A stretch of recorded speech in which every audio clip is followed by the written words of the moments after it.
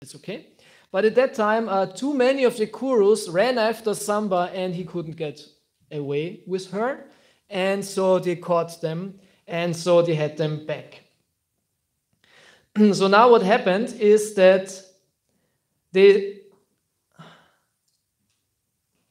Yadu dynasty, the Vrishnis in Dwarka, they heard about this and they were very angry. They were very angry that how dare these Kuru rascals kidnap Samba. You know, he's such a wonderful Kshatriya boy and he did just what Kshatriyas do, kidnap girls, no problem. And they catched him. So we want to have, we will make war now. We, you know, this is a very interesting thing also because especially don't know what is war, because that is not war what is happening in Syria, First or Second World War, all this is not war, this is barbarism. This is when there are innocent people, children, women, people who don't want to fight, and how to say, hurt, then this is not at all what means warfare. This is barbarism. Because nowadays in war, because it's so unfair and so uncivilized that if you want to defeat your opponent, you have to strike him at his weakest point. And the weakest point is like the infrastructure, the hospitals, the children, all this. Because it demoralizes the country also. The people are like then shocked and don't want to fight, don't want to support this, and they better not. Yeah, so this is what they purposefully do. But in former times, war means these are Kshatriyas who want to fight and they go on a battlefield which is far away from the city. And I heard once the example, it's actually quite true. And it's not even that long back that it was like that.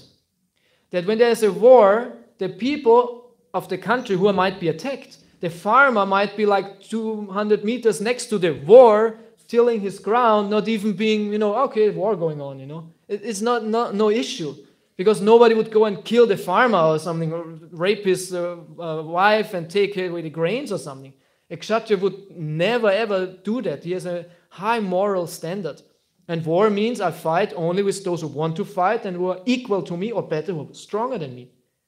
We see this often also in one situation when what was his name? Jarasandha, who was in one sense the emperor of the time 5,000 years ago. He was like the most powerful Kshatriya in one sense. And when Krishna went with Bhima and with Arjuna there to fight him, and it said Jarasandha had the strength of 10,000 elephants. He was very, very, very strong. Yeah. And then, anyway, it's a long story, but when it was about to fight, Krishna wanted to fight with him, or someone should fight with him, one-on-one, then Jarasandha understood, oh, it's Arjuna, it's Krishna, and it's Bhima. And he said, with Krishna, I don't fight with you, because you're not on my level. You know, you're a cowherd, you cheated me, you ran away, I was attacking Mathura, you just ran away like a coward, I don't fight you, you know, you're not worthy of my direct, you know, fight. Which is actually not true, because Krishna defeated him so often and showed, you know, you actually, you know, you are just a talker, you know, just, what is it? You know, just pretending. Anyway, and then he said, and Arjuna, I don't fight you. I know you're the greatest archer in the whole world, but still, you're too young. You know, you're a boy for me. But Bhima, he is worthy of my strength. He is also very strong. I will fight. Huh? So it's actually the opposite. A Kshatriya wants to fight someone on his level or even stronger. Not someone who's weaker. Not shoot civilians or something like this. What is this? You know, I'm a great soldier, sniper, shooting civilians. This is completely crazy. Actually, my Bhakta leader, he told me, he is from Croatia, and these people, they are kind of hot-tempered. And he was, as a child, was running through his village, always picking quarrels and fights with other boys. This was his hobby, to fight with other boys. And he said he never went for the small ones. He always took the bigger ones. This was more interesting for him, to fight with them. So there's some chivalry in this. And this is war. This is battle. This is full of honor and all that. And a couple hundred years ago, it was in Europe too, right? They had a battlefield, they went there. And I heard actually with Napoleon it changed, because he somehow thought, I want to really win, and he went into unfair tactics, this and that. So a couple hundred years ago, this ethic, war ethic, was still present, but now this is completely lost. So in the Kshatriyas, they're a completely different tribe of people. So we might not understand all that at times, but they are different. And the people, the Vaishyas and Shudras and others, they knew there's a Kshatriya thing going on there. You know, they're the dynasty, they're fighting, whatever, they're bargaining, they're, you know, with the princesses, this and that. And this was a different level, you know, different level. They were higher also. So and now also when the Vrishnis, they understood, or the Yadus, yeah, this is the Yadu dynasty, they live in Dwarka. Yeah? So you can imagine now India, everyone can imagine now India, the shape, you know, in the map, geography. So you have in the center, you have Delhi. Nowadays Delhi is in the center, north, right? This is Hastinapur. And this was the capital of the time. This is where the emperors of the whole world were living. And there were many other clans and tribes. They call them tribes, but these are like more people, Völker, könnte man sagen. Different dynasties, many dynasties, but they were all ruled by Hastinapur, by the emperor, Kaiser. There's a difference between Kaiser and König, the emperor and the kings. There were many kings, but there was one emperor. So the main emperor traditionally was from the Kuru dynasty, or were living in Hastinapur. So Krishna was from the Yadava clan, and they were normally living in Mathura, but then they had to move to Dwaraka. So when you have the map, everyone has the map, no? this V-shaped thing of India, and then very west, completely in the west, now this Gujarat, there's Dwaraka. So it's kind of far away from Dwaraka to Hastinapur. And Krishna had not only lived there on the land, he lived in the water, in the sea. He built a huge city, which is, I found actually there's a measurement, either in the Bhagavatam or in Mahabharata, how big it is. And I forgot exactly the measurement, but then I looked which city has this similar size, and Berlin has the same size of Dwarka. I found this. So imagine, Berlin is quite big. It's a very big place. London is as big as Berlin, I heard, but has 3 times more inhabitants. That's the difference between Berlin and London. London has, I think, 12 million people, and Berlin has 4 million people. But the size of the cities is the same. But anyway, Berlin is very big. So Krishna built a city like this in the middle of the ocean. And this was Dwaraka. Huge place. And there he was living with all his family members.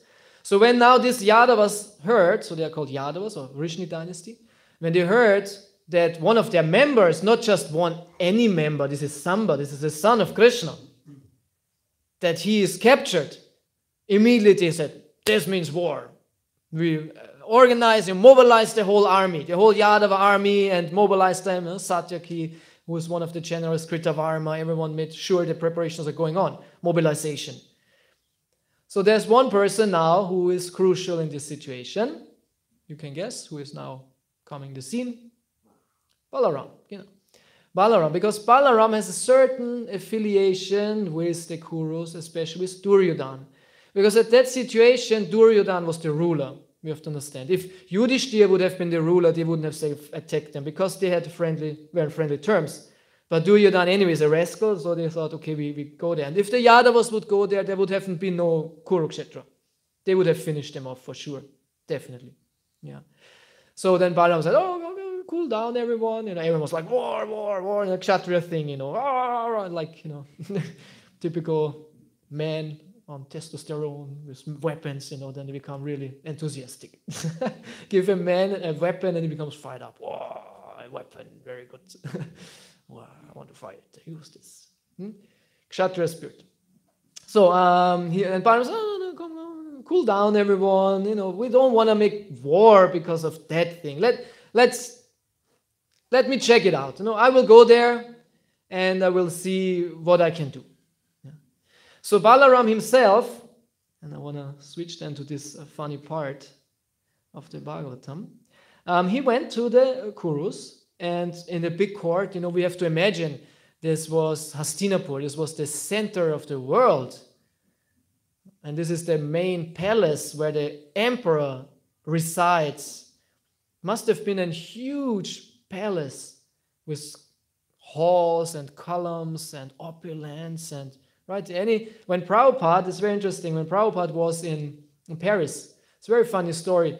Prabhupada was supposed to come to Paris, and the devotees wanted to have some, reception for Prabhupada. Paris is a very important place. So at a similar time, there came the ambassador from India for a trip to Paris. And they had a little delegation to meet this ambassador at the airport in Paris.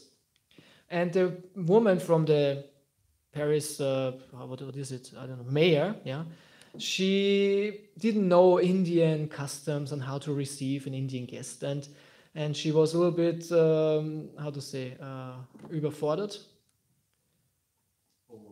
Overburdened, yeah, and overwhelmed by the situation. But at the same time, there were devotees who did some Harinam. And she quickly went to them and said, oh, there comes the ambassador from Paris, so what shall I do? You're from India and all this. And the devotees helped her out with a singing, Harinam, flower garlands, all that. And the ambassador was so pleased. He was so pleased, and it was very good for her because she has some good marks in her works. And, you will make this very well and all that. So she felt so indebted that she said to these devotees, gang of hippie devotees, she was a big official from the city of Paris. If I can help you somehow, let me know. And then they said, yeah, you can help us because Prabhupada will come very soon, so maybe he can get a nice reception from the city of Paris. And she said, okay, this is not a small thing, but let me see what I can do. So somehow or other, she arranged that the city of Paris officially received Srila Prabhupada.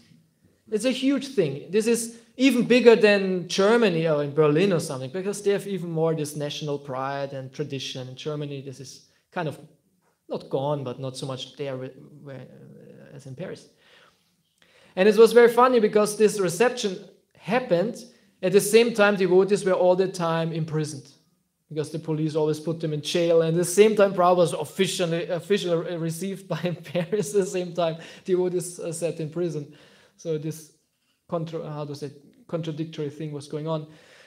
So they told Prabhupada, this is like this. It's on these political things, right? This everything according to etiquette, what you do, what you say, how you move, how you stand. It's very, who of you was in some situation like this? I remember I was in the Angelobung when I was in the military, and in the end of the military, it's called Angelobung, when everyone has to stand this and that, and you have to swear then to fight for your country and all this. And it's a very official thing, and everyone has to move in this and that way. And I think I was not saying it.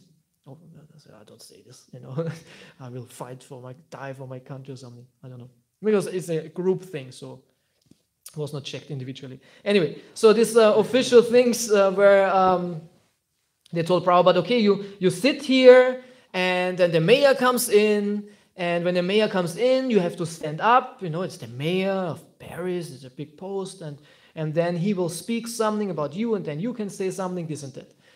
And then it's like this, Prabhupada sits, the devotees around him, the mayor comes in, and Prabhupada doesn't follow the procedure.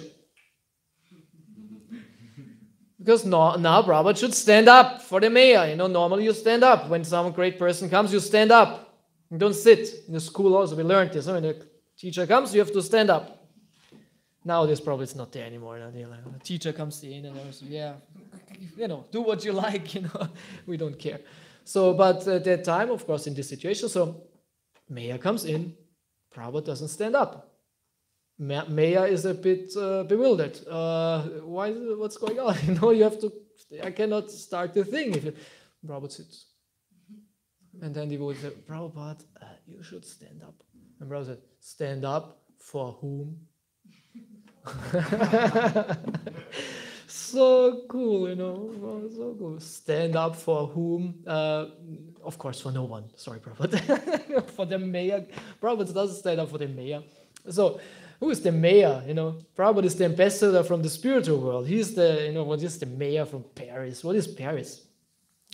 So the ambassador the mayor was bewildered because now he wanted to speak something in glorification of Prabhupada. He wanted to say some nice things about Prabhupada, but he doesn't stand up, and he could see he will not move. Okay, he anyway spoke. And then he spoke, the city of Paris welcomes you, and we are very happy that you come and bless our place, and you are doing so many good things in the world. And he praises Prabhupada like this, like the official reception. And Prabhupada listens, gets the translation because it was in French. Here's the translation, he likes it. And then it's his part. And Prabhupada says, okay. And Prabhupada stands up and starts his speech. And he smashes them. What kind of leaders are you? And you should take care of the people, and godless civilization, and hogs, dogs, camels' asses, and the whole thing. And the lady, Mataji, her name, I forgot her name, she translated this. No? They were listening, kind of, okay. But they accepted. What can they do? Prabhupada was formal, but strong. So, and after this, then the devotees they made a banquet with a buffet, and all these dignitaries, they ate prasadam, and they were chatting with devotees and Prabhupada. It's so fun. You see this video, they were all like in suit and tie, and the devotees with their sika and with their dhoti and their sandal, with how is it called? These slippers, these shoes. It looks so funny. Well, devotees wearing this. Anyway, and then before they left, Prabhupada made a tour through this is the town hall, right? It's a very big place.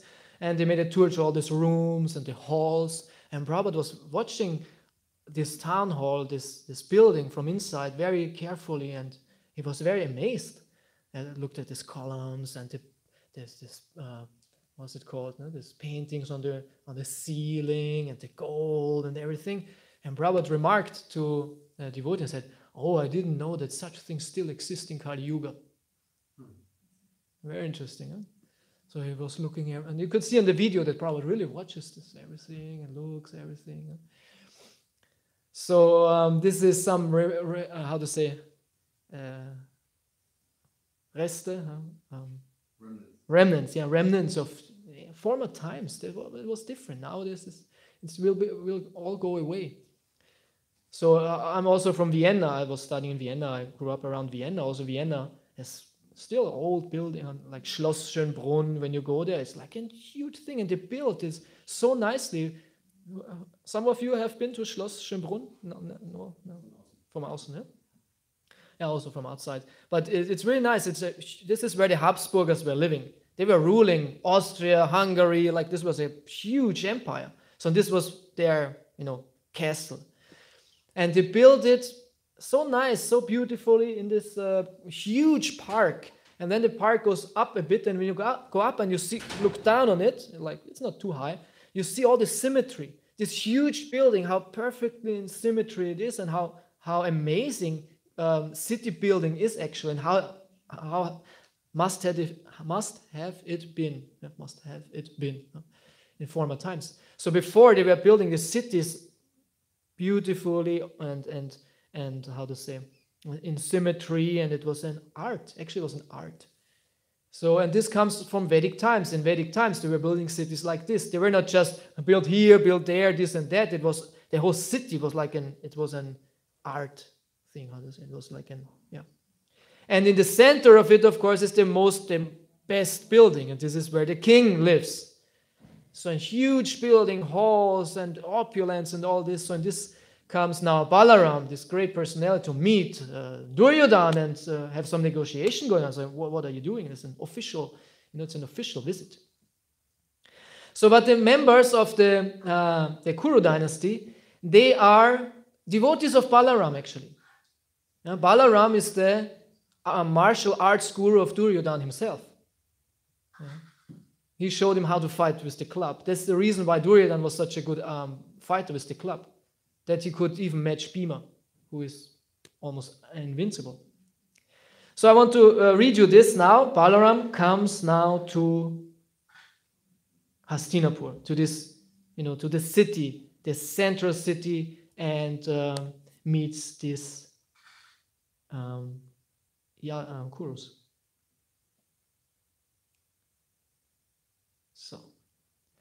So upon arriving at Hastinapur, Lord Balaram remained in a garden outside the city and sent Uddhava ahead to probe King Dhritarashtra's intentions.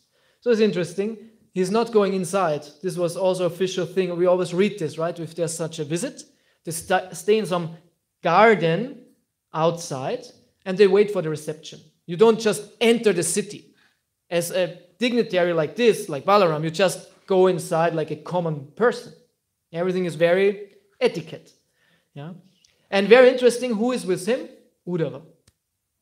Uddhava is a perfect statesperson too. He knows all the diplomacy. Right? Uddhava is the greatest bhakta outside of Vrindavan. He's a huge Rasika bhakta. He knows the love of the gopis. Nobody else knows that.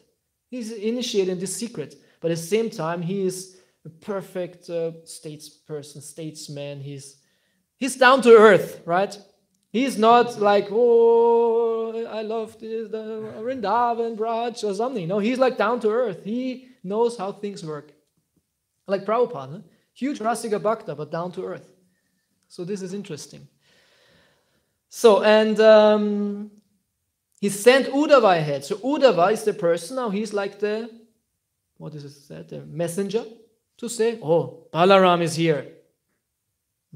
And when the Kurus hear that, after he had offered proper respects to the son of Ambika, Dhritarashtra, and to Bhishma, Drona, Balika, and Duryodhana, Uddhava informed them that Lord Balaram had arrived. So these are all the great members of the Kuru dynasty. Bhishma, Drona, Duryodhana, they were all there, sitting in this great assembly, and Uddhava announced, Balaram is here. And I don't know if this was now the first time they heard it, must have been a quite surprise. They were not texting or messaging or something. So this seems to be, seems to be the first notice. And how do they react? Overjoyed, they hear that Balaram, their dearmost friend, had come. They first honored Uddhava and then went forth to meet the Lord, carrying auspicious offerings in their hands. So they were overjoyed. Wow, Balaram came. Great, wonderful. And they offered also respect to Uddhava, the messenger. The messenger is always treated very nice. And then they all went out in a nice procession and brought wonderful articles. This is also etiquette. If such great person comes, you have a reception, you make a little article, you offer things. It's receiving guests, especially. And it said here, carrying auspicious offerings in their hands. Panayaha, Mangala Panaya. Because normally, if I'm a king, my servant is doing things. If we are kings like this, you actually don't do anything. Nothing deserves your touch. Nothing deserves the touch of the king. So here, this is etiquette. These great personalities say, no, we do this. Like Rukmini, she also can say, fan Krishna, whoever, I'm the queen. No, I want to fan. It's a certain, show of respect. So they bring auspicious things to receive Balaram. They approached Lord Balaram and worshipped him with gifts and of cows and arghya, as was fitting. Arghya, this is some certain auspicious water which is sprinkled. And those among the Kurus who understood his true power bowed down to him, touching their heads to the ground. Wow. Some understood, this is Balaram, and even bowed down. So a very respectful scene. A scene of joy, a scene of friendship, very positive, and also respect. So it's a very positive situation right now. So after both parties had heard that their relatives were doing well, this is also important. When you see this in meetings, always they ask, how are they doing? How is he doing? How is she doing? How's this and that? This is also etiquette to ask about the other family members. Lord Balaram forthrightly spoke to the Kurus as follows. So everything was settled. All the etiquette, the niceties were done. All the nice. So now starts business. So what's going on? You just don't just, come in here. There must be some purpose. And he said, Balaram now, after receiving all this, positive, nice, start speaking. And here is what he says. King Ugrasena. Who is King Ugrasena? Uncle, yes. Ugrasena is technically Yeah, actually the grandfather. But because it's a little complication with Shurasena, Ugrasena. But anyway, you're very right. So, and what is his role in the whole social ranking in Dwaraka? He's the king. Ugrasena is the king. Actually above Krishna even. Krishna, when he killed Kamsa, he instituted, he's actually, Ugrasena is the father of Kamsa, right? So you're right, he's actually the uncle. Yeah, yes, that's right. Yeah. So Krishna made Ugrasena the king because Kamsa was the king before, and actually Ugrasena was the king, but Kamsa took it away from him. So he again made him the king above Krishna. Krishna was not killing Kamsa, said, I'm the king now. No, Krishna said, no, you're the king, and you manage this. You are the king of Mathura, then he was the king also of Dwaraka. So this is the first thing Balaram says, or the first thing. I'm here in the mission of our king. And this is so wonderful, actually. And this is how stupid democracy is. You are here, there's no personality behind it. What is a democracy? Okay, you come in now for President Trump or Macron or Angela Merkel or something, but these people, they have no Shakti is there. Maybe it must be like this in Kali Yuga. Maybe it's the best what we can have in government leadership, but king, this is something, the king, and a real king, not some weakling. So King Ugrasena is our master and the ruler of kings.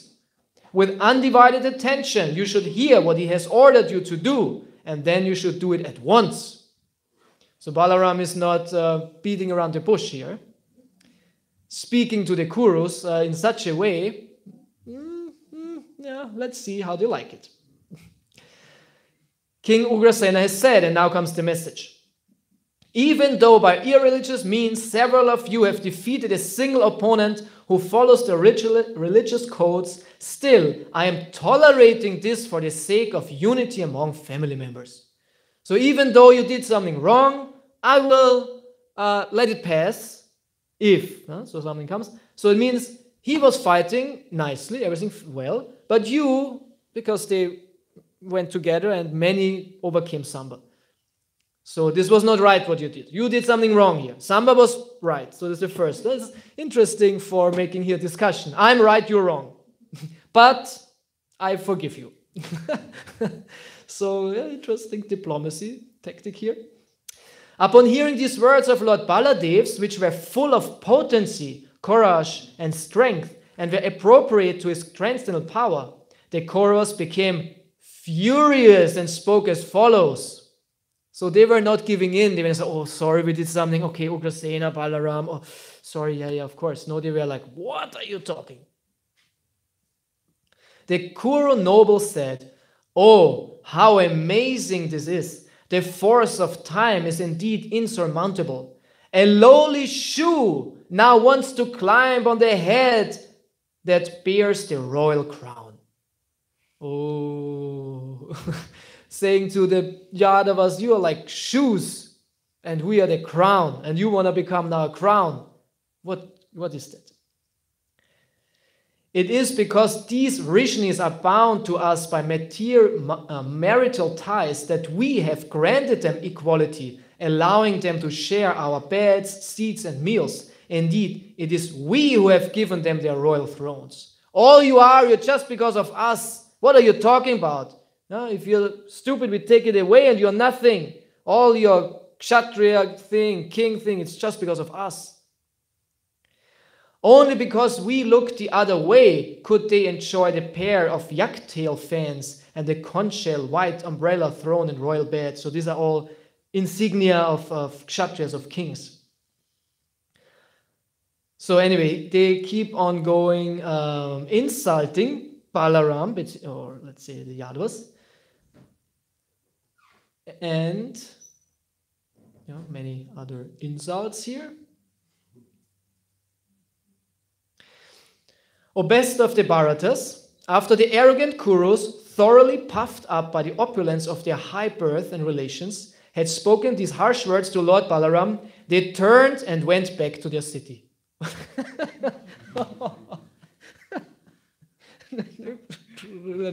we go.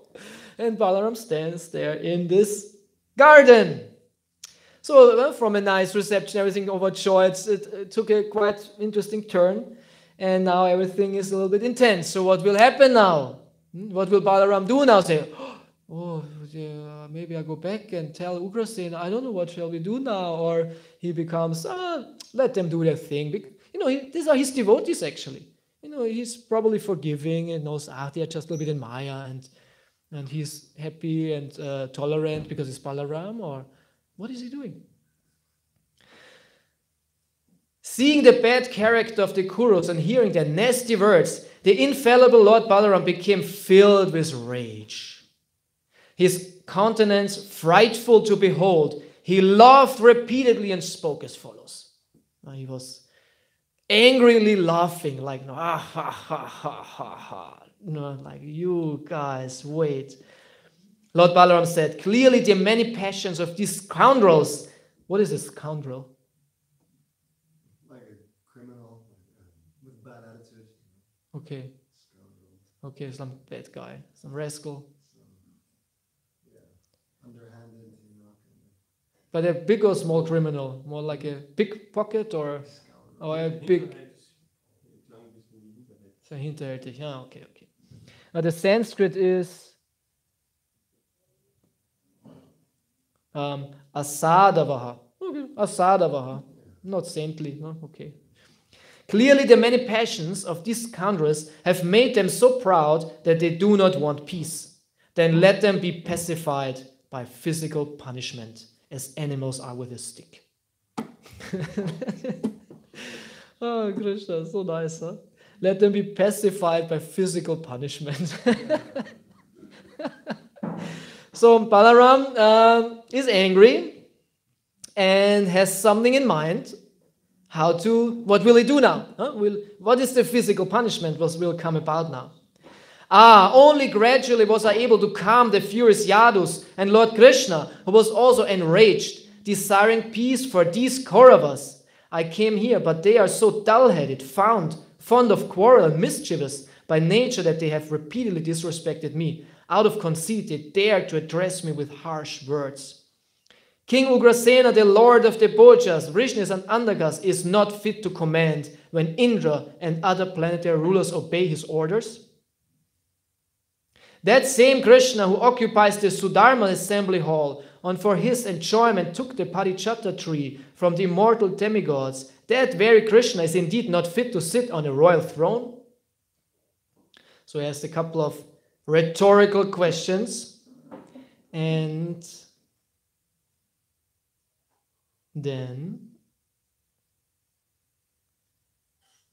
today I shall rid the earth of the Kauravas, declared the furious Balaram. Thus he took his plough weapon and rose up as if to set the three worlds ablaze. So he will destroy all of them. This is his answer. You messed with the wrong guy here. I'm angry. I'm angry. I will teach you a lesson. But I teach you a real lesson. I destroy you. I rid the world of the Kuru dynasty, including your city. The Lord angrily dug up Hastinapur, the whole city, with the tip of his plough and began to drag it, intending to cast the entire city into the Ganges.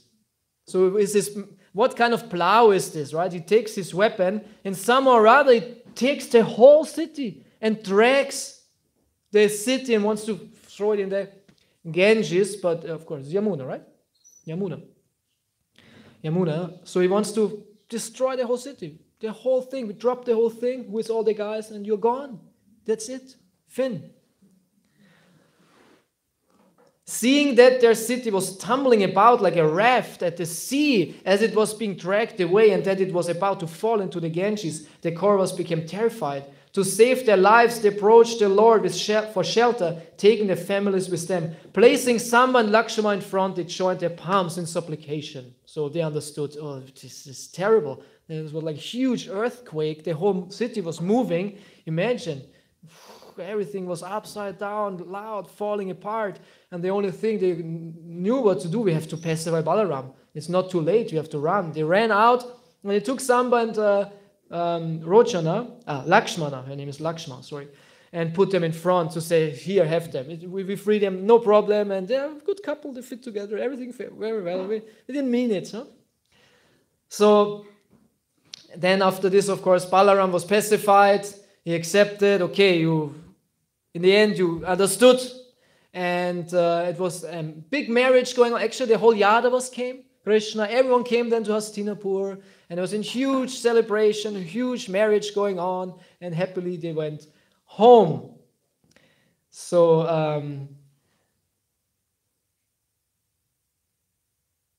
this is how it ended then.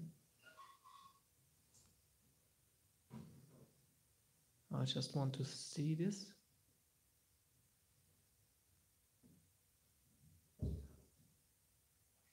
Yeah. So after this, as I said, they went into the city. They brought the news to Dwarka. And they got married. And happy, what is it? Happy end. And forever they live after. I wonder if she changed her mind and thought, oh, he's not so bad, or she was their whole life then, oh, no, nobody could save me, nobody could save me, poor girl. You know, shouldn't be so mental. It's Samba, it's okay. So, so this is one of the natures of Balaram. Very easy, angered. And we know this also from once he was dancing with the gopis and he was intoxicated. And what is Balaram drinking for intoxication? Varuni. It's called Varuni. It's a certain drink with yogurt and honey, kind of honey thing. And he drinks this and his eyes were rolling and he was drunk, he was happy and dancing. And with his gopis, Balaram has also gopis. These are not the same gopis as Krishna. He has his gopis. And was dancing with the gopis and they were all happy and maybe also intoxicated. Actually, when you read this book from Kavi Karnapur, is a Vaishnav poet. He lived maybe 500 years ago. And it's called Krishnaika Kaumudi. And this is like a Ashtakaliya Leela, meaning for every time, the day, you know what Krishna is doing. And in the night, it very nicely explains how Krishna is having pastimes with the gopis. And one part of it is that they drink, I don't know what was Varuni, but some beverage. And they all get drunk. They all get drunk.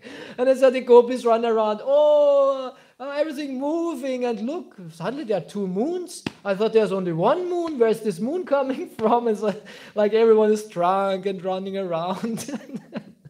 They're very funny. So in the spiritual world, everything is okay, so to say. Huh? So drinking is okay.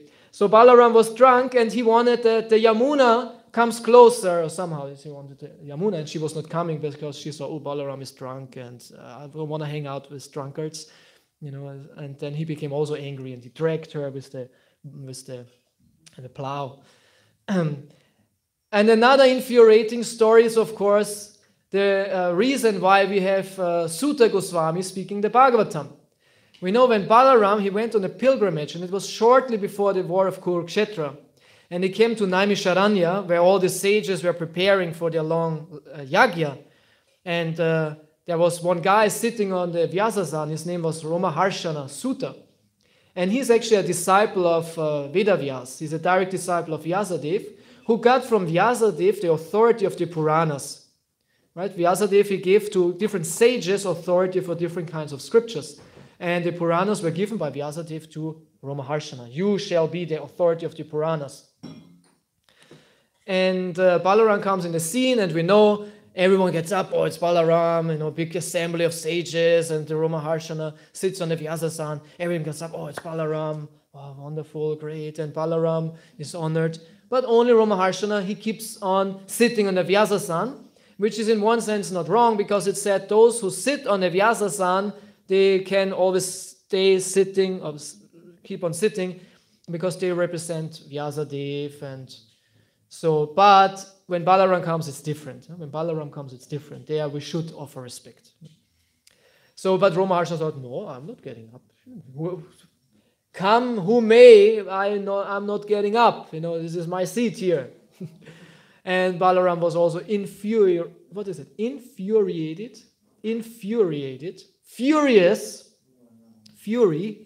and his eyes became red, and he became angry, and he went to this Ramaharshana.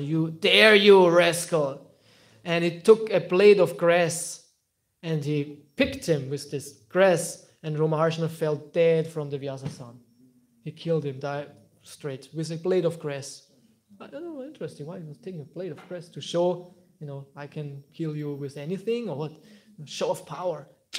And the sages were, no, what have you done? Of course, you're Balaram, whatever you do is fine, whatever it is, of course, no criticism, keep your blades of grass, it's okay, we know you're the Lord, but, we are Brahmanas, we are sages, and Go Brahmana Hitaya Cha, your brother Krishna likes us, and whatever we do is fine for him, and we have these blessings, whatever we say comes true. And we said before the Bhagavatam was starting, the reading of the Puranas, may you live a long life, O speaker.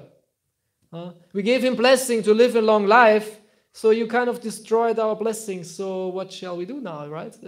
Whatever we say should come true. And then Balaram said, no problem. I can revive him. And he said, no, it's okay. You did what you did, and we want to respect that too. But so what shall we do? And then he said, okay. The son is not different from the father. Here, Sutta Goswami is the son of Ramaharshana Sutta. Make him the speaker, and this is if the father would speak. And this is how Sutta Goswami comes to be the speaker of the Bhagavatam or Puranas in general.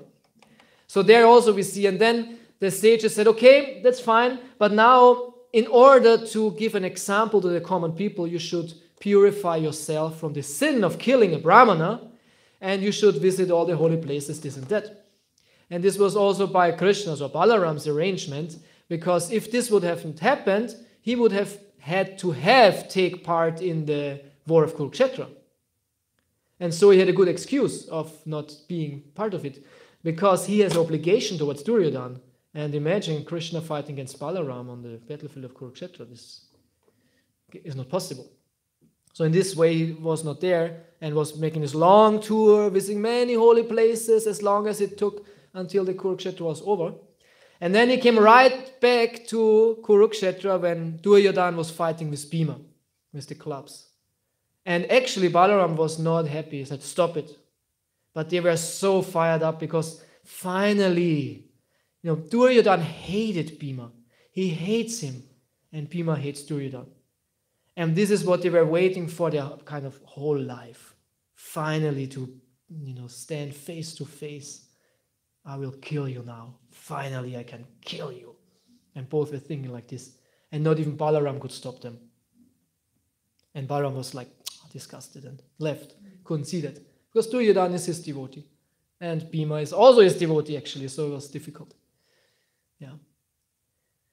So Balaram plays a very important role in the Puranic history or in the Mahabharata history. He's of course Krishna's brother, he's an important person and amazing stories. There are many stories. He's often has a role in the Leela, especially when Krishna is in Dwaraka. There he's more present in one sense.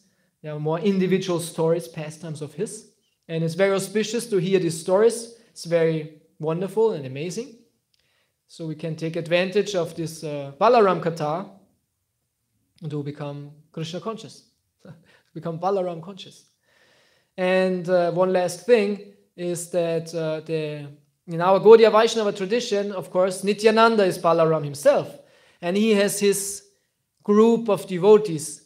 And he said these original devotees, these closest devotees of Balaram, of Nityananda, they are the 12 Gopas, right? 12 Gopas, it said. And whoever is initiated in this line, Nityananda line, so to say, Nityananda Vamsa also, even though it might be a little bit degraded, there are different lines which go back to Nityananda.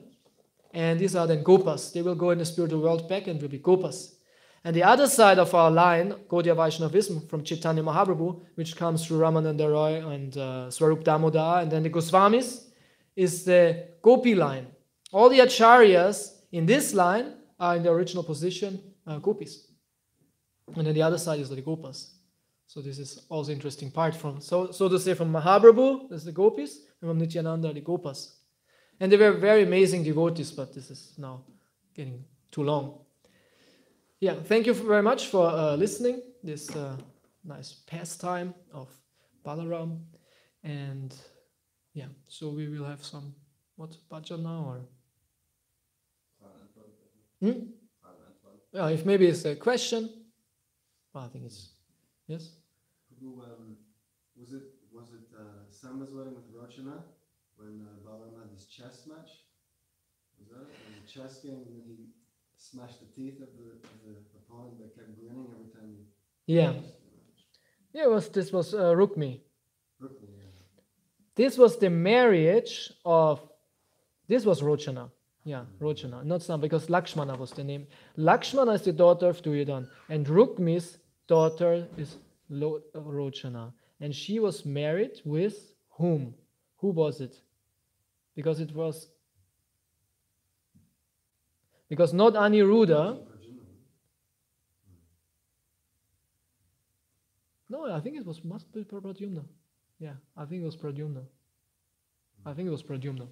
Yeah. Yeah, the marriage was going on in the capital of Rukmi, because Rukmi is the brother of Rukmini, and he swore, I will never go back to my kingdom, meaning Vidarbha, when I don't get Rukmini back from Krishna, because Krishna was kidnapping her, he was running after them, anyway, so many stories. So he was going to another place and build a new city. He was living in a new city, forgot what was the name, and his daughter, Rochana, was then married to, yeah, that was the interesting thing too. It was Pradyumna. As far as I know, it was Pradyumna. Because everyone said it's very interesting. Because Rukmi hated Krishna. And now he marries his daughter with Krishna's daughter. So somehow or other. Anyway, but they were there. And they had a chess game. Right? It was a chess game. Balaram played against Rukmi. And it said Rukmi was a very good chess player. And he defeated Balaram a couple of times, and Balaram became really angry. He didn't want to lose. And then finally, Balaram made one game, and Rukmi didn't want to accept that and said, no, you haven't won. It was my, somehow I want to cheat Balaram, and Balaram became even more angry, and there was a voice from the sky and said, no, Balaram won. And everyone was, oh, see, and somehow or other, Rukmi didn't accept that. And Balaram became so angry because there was another king also there from another kingdom, and he was when Balaram was losing, and Balaram became really angry, he was laughing, ha ha ha ha ha, ha. Every time he was laughing, and then Balaram became so angry that when Rukmi was so obstinate that he just took his club and hit him on the head, and he fell dead. And this guy was laughing all the time, was shocked and wanted to run away, and Balaram caught him, and with the club he hit him and smashed his teeth just as for that. So this was also interesting marriage ceremony, you know. So, but then everything was kind of over, and then they started, kept on celebrating, and they went home and with the queen, and everything was fine. So, this is Kshatriyas going on, we can understand that. We think, oh, it's brutal, but no, for them it's fun, this is fun. Fighting, killing, kidnapping princess, having many wives, having many children, having huge palace, living in riches. But why were they allowed? Why were they allowed? You can say, man, these are weird people. We cannot do this. Why were they allowed? Because they had all the responsibility. At the same time, they did their job perfectly. And what was their job? It said, out of 1,000 people, 900 are Shudras, 90 are Vaishyas, 9 are Kshatriyas, and 1 is a Brahmana. So meaning, from the majority of the people, there are only a couple of them are Kshatriyas. But what is their job? Their job is Kshatriya. Kshatriya means the one who protects from harm. And whom is he protecting? All the people, the Shudras, 900 Shudras, right? And the Vaishyas. And the Kshatriya make sure that everyone has what they need. And whatever is missing in the kingdom, you as a Shudra even, you go and say, this is not right.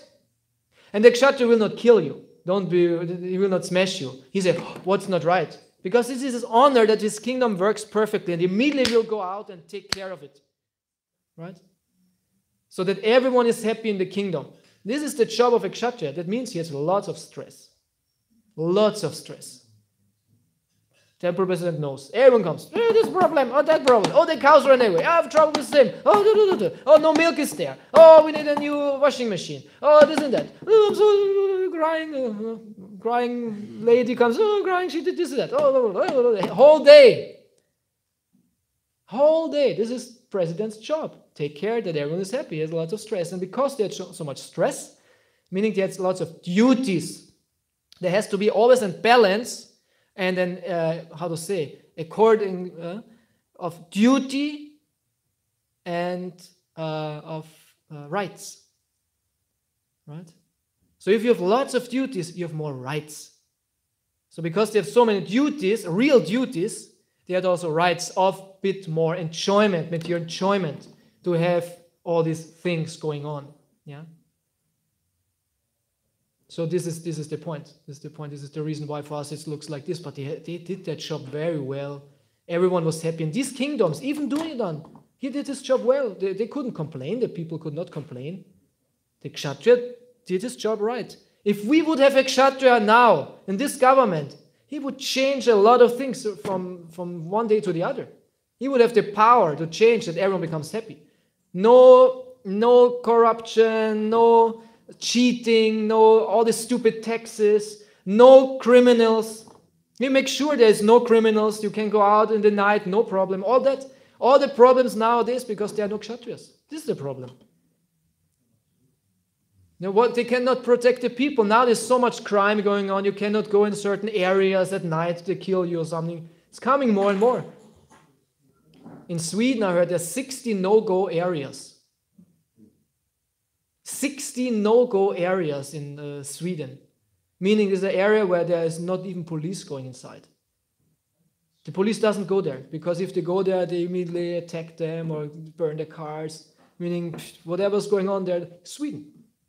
Yeah. And this is coming more and more. Paris, when they won the championship now, they burned 300 cars in the city. You know, a day of national pride and celebration. They had a war in the streets. They were smashing windows, everything, because they were drunk, they were crazy, whatever.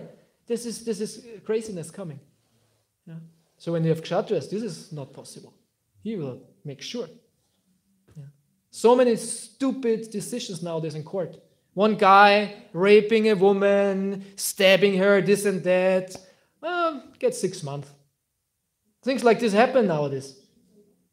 Things happen nowadays. Normally, do something different with these guys. Weaklings, this is called weakling. Oh, don't touch him, it's okay. He had a bad day or something. Oh, he's from Muslim country. It's normal to treat women like this there. So I have to take this in account. Things like this. This is all because there are no kshatriyas. So because the kshatriyas were doing a job perfectly, nicely, everyone was happy. And whatever the kshatriyas did, this was their business, right? So we might think, oh, but this is, for them, this is okay. And they wouldn't do this with Shudras or Vaishyas. This was Kshatriya business.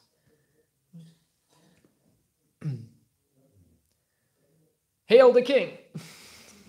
Hopefully, one day. And for the last sentence, Prabhupada says in the Srimad Bhagavatam, oh, you have a question? Is Balaram actually, in a way, a part of his personality, is a Kshatriya personality?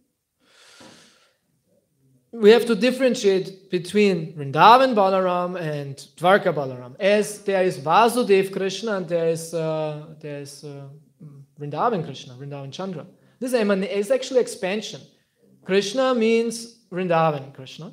And when Krishna is outside of Vrindavan, it's the expansion of him is called Vasudev. Yeah? So similar is with Balaram too. So there they play his roles. No? They have his Leela. This is their Leela then. Yeah, Dwarka and Vrindavan. This is definitely said by the Acharyas about Krishna. So I just assume this with Balaram the same. Yeah. So I want to end with one statement of the 7th canto of Srimad Bhagavatam, where Prabhupada says, when we do Sankirtan Yagya, meaning distributing books and doing Harinam, automatically there will come back Brahmana and Kshatriya governments. Prabhupada says in the 2nd canto, automatically. So our job is just doing Harinam Sankirtan, Yuga Dharma, Chaitanya Mahaprabhu's mission. And it says automatically will come back the Kshatriya and the Brahmana governments. So we should distribute more books, do more Harinam, and this will be taken care of because we work on the highest platform and it will go down. Consciousness will be created and it will change. Balaram Purnima Mahotsava Ke, Balaram Ke, Nitai Gaura Premanande. Hare Krishna. Prabhupada Ke.